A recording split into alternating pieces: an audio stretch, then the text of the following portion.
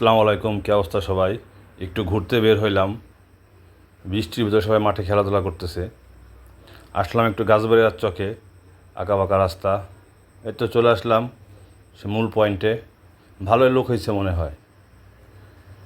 ভিতরে ঢোকার সাথে বৃষ্টি, কী করব, দোকানের নিচে দাঁড়ায় আছি। আজকে হচ্ছে টিকিট কেটে সবাই মাছ মারতেছে, দুই পাশে ভালোই লোক। আমার ছেলে এটাই চড়বে, তাকে বুঝাইলাম বাবা বৃষ্টি হচ্ছে এখন চড়া যাবে না। পরে সে মানলো অনেক কষ্টে। উপরে উঠলাম কিছু খাওয়ার জন্য। অনেক মোটর সাইকেল, সবাই মাছ মারতেছে দুই পাশে ছাতা নিয়ে। মাছ ভালোই পাইছে সবাই। এই তো আমরা দুই বাপ বেটা একটু দুষ্টুমি করতেছি। একটা লোক মাছ পাইছে বড় একটা। আমার ছেলে খুব খুশি বৃষ্টির ভিতরে, সে হাত ভিজাচ্ছে বৃষ্টির ভিতরে।